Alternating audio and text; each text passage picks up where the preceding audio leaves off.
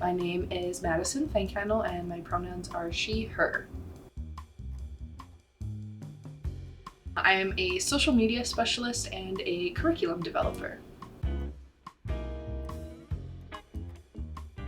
So I started with Imagine in May of 2022, so it's been a little over a year now. So I've lived my whole life in Edmonton. I've actually lived in the same house since I was like 2 years old, so part of the same community for most of my life.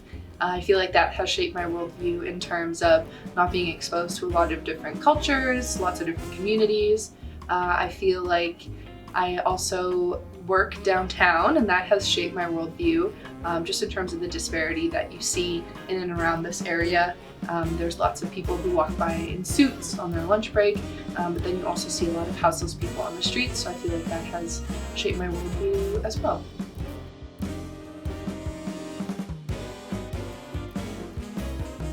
I was looking for a seasonal position. I'm a full-time student, so I was looking for some work over the summer. I was feeling really disheartened because I was finding job opportunities that I could have taken, but I didn't feel really were, job positions that I was passionate about. And then I stumbled across this job posting for a student curriculum developer. And so I applied, and I've been kicking around ever since. I would say part of the reason why I stay is due to the flexibility. I am a full-time student, so in like the fall and winter months, I am in school full-time, and so it's really helpful to have a job opportunity where I can kind of work from my own hours, doing social media work on my own time. It's really helpful to have that flexibility because it can be really hard to balance a part-time job and school at the same time. I would say as well, the community, our little community that we have built within our workplace is part of the reason why I have stayed as well.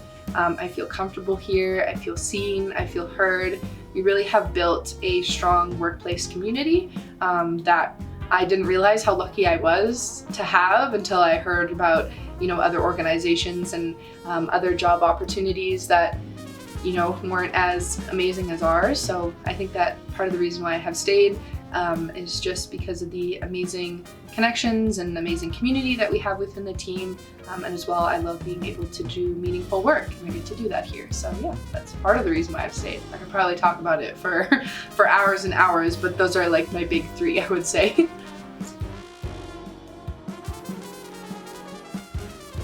Being a student, I think that I bring a little bit of a different perspective to Imagine, just being, currently enrolled in a post-secondary program and being a little bit younger as well. I am, a youth, technically not a youth anymore, but a young person with lived experience. And I know a lot of other young people with lived experience, and I feel like just having that personal experience and understanding of others who have that experience, I can kind of bring that perspective to the table of what is actually happening right now, what is current in youth mental health, what is current in the field, what are some gaps and things that we need to fix. Being a student brings its own challenges in terms of mental health. You have to deal with a lot of stress, there's a lot of things going on. You really need to have that really good time management skills in order to balance everything.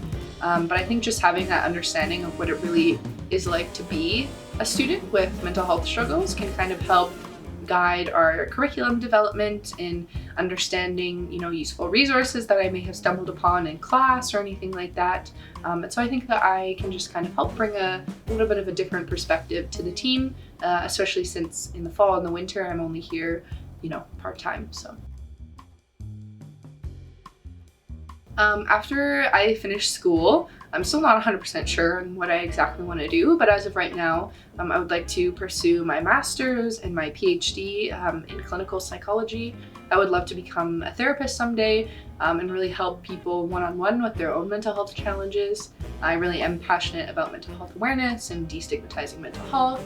And I love when I am in a training here at Imagine and somebody says that something I said is what they're going to take away from the session. I really love having that impact on people and feeling like I am making a difference and making people feel even just like a little bit better or changing their lives even in just a tiny way. And so I would love to do that on like a bigger scale. And so hopefully those however many more years of school is going to be worth it. But yeah, that's what I want to do after school. Oof, that's a big question. I think that mental health in students is something that really isn't understood as much as it should be. I think that even in people who understand mental health and know what, depression and anxiety looks like, kind of like the most common mental health disorders, there is really a lack of understanding of the language that we should be using. There's a lack of understanding in terms of the skills and the resources and the tools that you need to build up to actually be able to support your own mental health.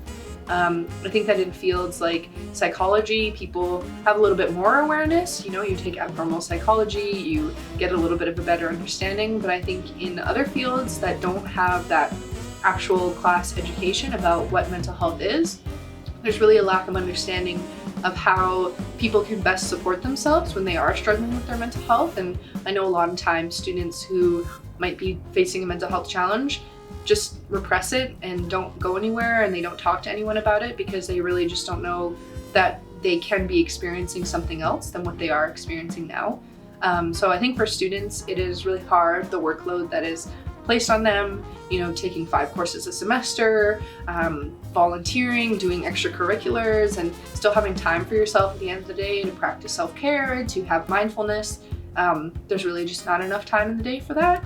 And so I think that for a lot of students who don't have those tools already pre-established before they, even start with their first class, or have an understanding of what the resources are, they really struggle. So I think that there definitely needs to be a lot more awareness within schools. I think that there could be a lot more awareness within, the greater community, not just within school as well. But I think that it also is a systematic problem of what is expected of students in order for them to succeed, can be really damaging to their mental health in the end.